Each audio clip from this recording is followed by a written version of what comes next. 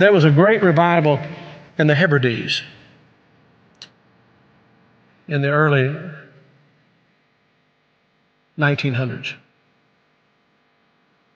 Began to moved up to the pleading for it into the 40s.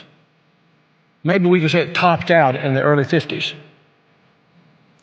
Two old women, one was 84 years old and one was 82 years old. One was blind and one was humped over so badly with spinal stenosis, just arched over. But they had passion for revival. They wanted God to work. This is what happened. They couldn't even get out to the church to pray. They couldn't even get out to the church to worship.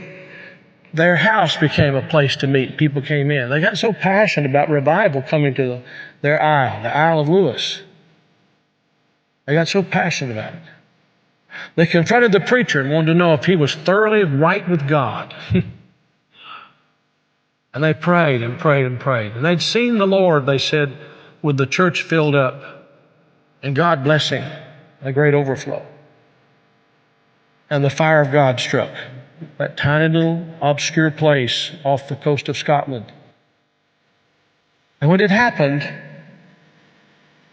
there was a young teenage boy that got saved in it. His name was Donald. And the preacher became so dependent upon Donald and so close to Donald, he would ask him to lead in public prayers and help him with the meetings, and he did.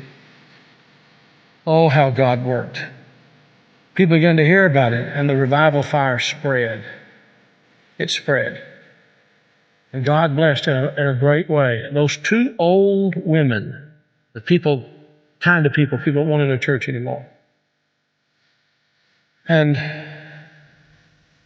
from that same island, there was a young girl who was a cousin to Donald Smith, who immigrated to America. Her name was Marianne Smith McLeod. She came to America in 1936. She met a man named Fred, and they were married. They fell in love. They were married. God blessed in a great way.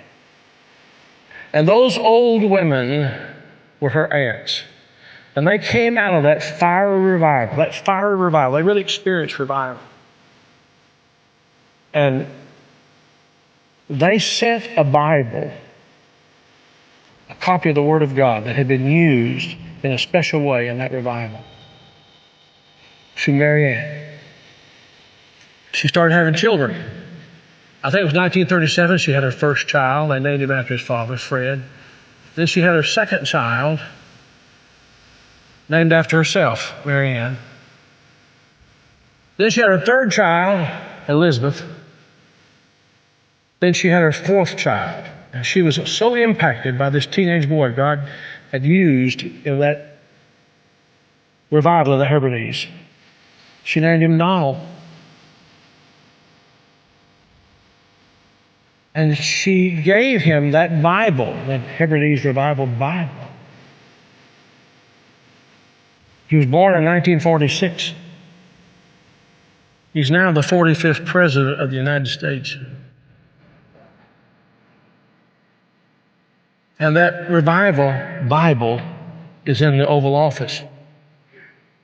I'm saying to you, I don't know how, why, I don't know how it all comes together. But I believe God is putting some things together to give us just a window, if he could find some open people who know what the window's for. Can this be the time the window's open? Providentially, God has prepared the moment, and we will become the people of prayer, pleading with God. This is a plea. Will thou not revive us again? Will you be a part of that? Will you?